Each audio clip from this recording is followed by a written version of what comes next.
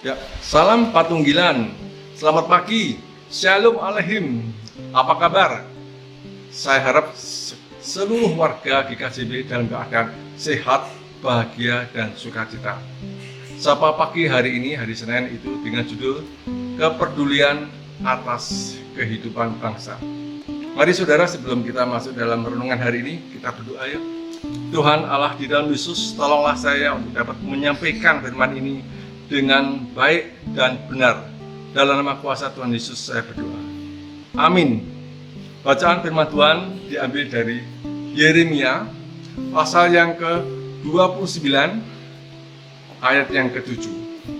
Usahakanlah kesejahteraan kota kemana kamu aku buang, dan berdoalah untuk kota itu kepada Tuhan, sebab kesejahteraannya adalah kesejahteraanmu. Nah, saudara, bolehkah saya bertanya, apa tugas utama kepala keluarga? Satu, yaitu menafkahi kebutuhan keluarga. Yang kedua, mendidik, mengarahkan anak-anak agar menjadi anak yang tumbuh dan berkembang, baik secara intelektual, secara karakter, secara sosial, dan spiritual. Nah, saudara, itulah tugas dari salah satu kepala keluarga. Nah, saudara, kalau kita melihat dalam bacaan tadi, tugas utama sebagai hamba Allah yaitu menyuarakan kehendak Allah dimanapun ia berada. Hamba Allah di sini konteksnya yaitu Nabi Yeremia. Kalau di gereja yaitu ibu pendeta. Nah, saudara, seperti Nabi Yeremia, dia selalu mengingatkan bangsa Israel agar tetap dan setia taat kepada Tuhan. Itu satu. Tetapi bagaimana kalau dia menolak? Yang kedua, bila menolak atau memberontak dan tidak percaya kepada Tuhan, bahkan menyembah kepada berhala-berhala apapun, maka Tuhan itu akan murka, bahkan Tuhan akan marah kepada bangsa itu. Nah, kita lihat bangsa Israel pada saat itu dia menolak, maka Allah memakai bangsa Babel untuk mengalahkan dan menjajah dan membuang bangsa Israel ke Babel. Nah, kalau kita lihat seperti ini, apa sih dampaknya bangsa Israel dalam konteks seperti ini? Yaitu satu, kehilangan harga diri. Mereka ditawan dan bahkan mereka dijadikan budak, menjadi masyarakat kelas yang kedua. Yang kedua yaitu mereka hidupnya menderita, tertindas dan terbatas, bisa-bisa menjadi putus asa dan merasa tersingkir. Nah, saudara, dalam keadaan seperti ini mereka tentu pesimis, menjadi tidak peduli terhadap masyarakat lingkungan. Dan apa yang diandalkan? Tidak ada. Saudara, kalau kita melihat seperti ini, beda sekali dengan tokoh namanya Yusuf. Kita lihat ya, Yusuf pada saat dia di bawah kekuasaan yaitu Raja Fir'aun, dia dipenjara. Bukan karena dia salah, dia difitnah. Tetapi apa yang dilakukan Yusuf pada saat dipenjara, dia masih berpikir positif. Dia masih bersemangat, bahkan dia bisa peduli untuk menolong temannya di penjara, menolong sekitarnya, bahkan dia bisa dengan keahliannya melakukan yang terbaik. Nah, pada saat seperti itulah rupanya Raja Fir'aun membutuhkan orang-orang yang bisa mengartikan mimpi. Nah, di sini salah satu karakter seorang namanya Yusuf, dia mau peduli, mengembangkan potensinya, menyalurkan, dan bisa menafsirkan mimpi yaitu Raja Fir'aun. Ini kepedulian. Contoh yang berikutnya yaitu namanya Daniel. Pada saat dia juga dibuang, dikalahkan bangsa ini, dan dia dibawa di Babel pada tahun 605 sampai 538 sebelum Masehi. Di situ apa yang dilakukan? Dia bisa peduli dengan talenta yang diberikan Tuhan, kecerdasan. Dia bisa menafsirkan mimpi yang dibutuhkan oleh Raja Nebukadnezar. Nah, artinya bahwa dalam keadaan seperti ini mereka ada kepedulian mau melakukan potensi yang dipunyai untuk orang lain, bangsa lain yang menjajah bahkan. Saudara, disinilah peran penting Tuhan memakai Nabi Yeremia, yaitu agar bangsa Israel yang ada di Babel harus berubah. Yang pertama apa perubahan? Yaitu mengubah mindset, pola pikir, supaya mereka menjadi orang yang berpikir positif dan kreatif dan harus cerdas. Yang kedua, mereka harus peduli dan mau berperan aktif, mau bertindak kepada orang-orang sekitar. Apa yang dibutuhkan dia harus melakukan. Yang ketiga, dia harus mau berinteraksi, bermasyarakat dengan ketentuan-ketentuan yang terbatas. Nah, saudara, kalau kita lihat dari bacaan tadi, Yeremia 29 ayat yang ke-9, ada beberapa pengertian. Yang A, yaitu usahakanlah.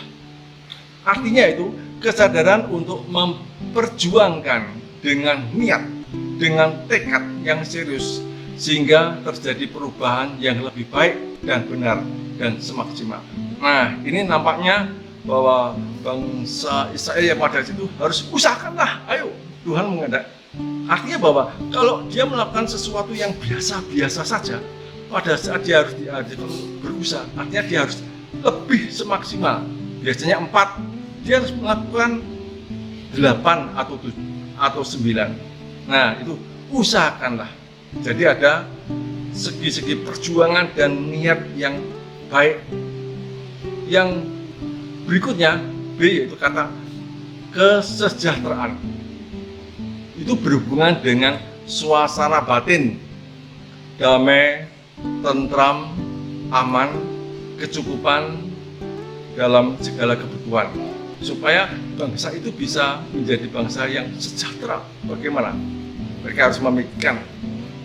Yang berikutnya, yang C, yaitu ada kata-kata berdoalah untuk kota itu. Artinya apa? Yaitu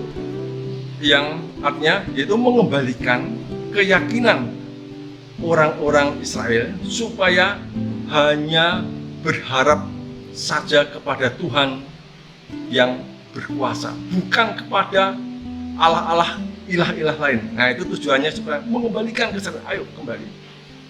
Nah, yang berikutnya, berdoa.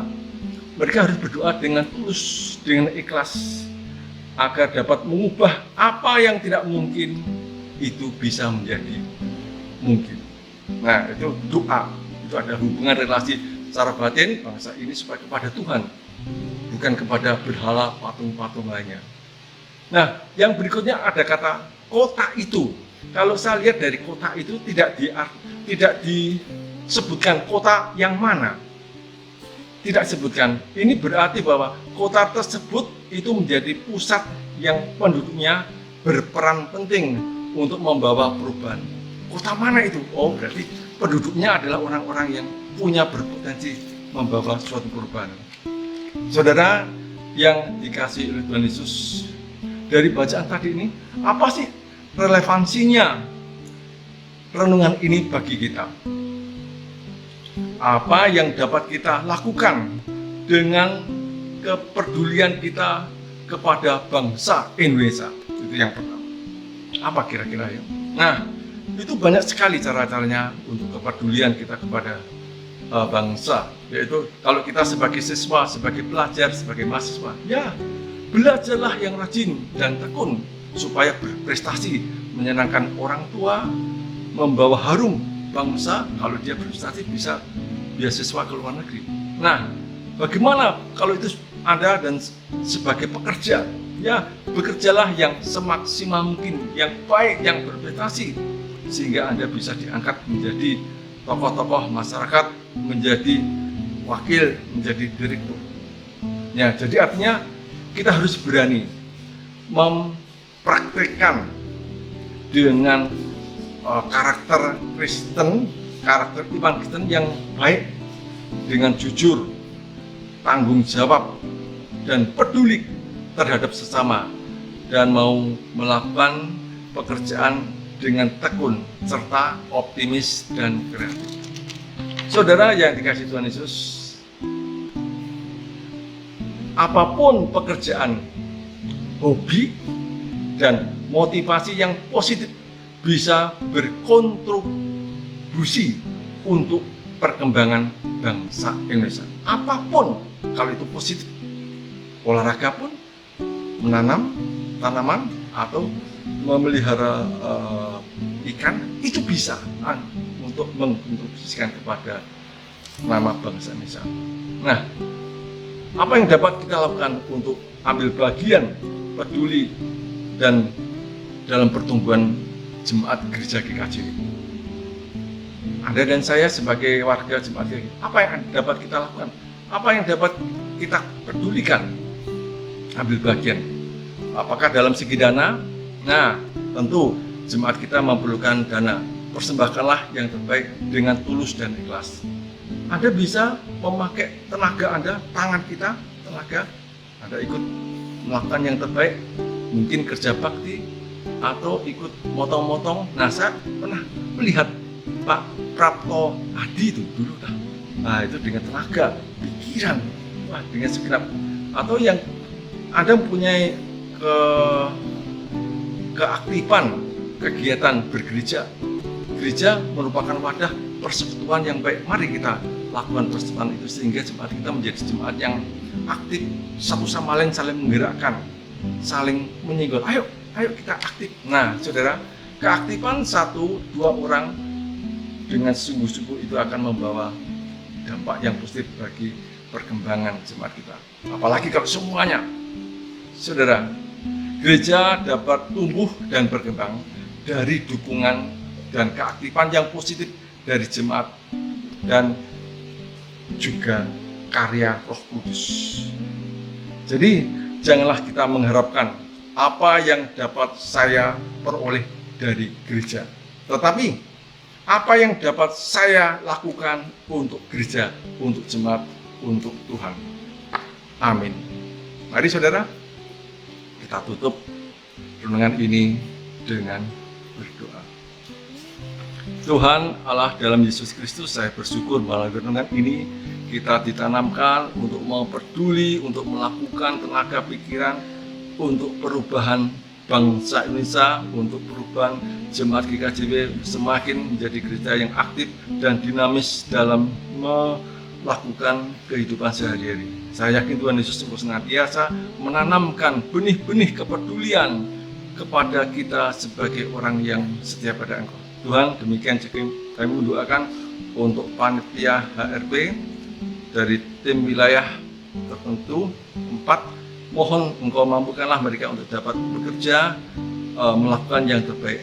Demikian juga untuk panitia pemilihan penatua diaken, kiranya berikanlah yang terbaik yang sudah terpilih sesuai dengan kehendak-Mu.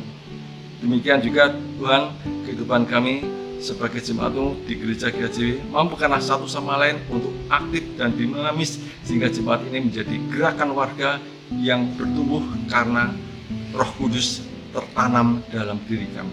Dalam nama kuasa Tuhan Yesus kami berdoa dan mengucap syukur. Amin.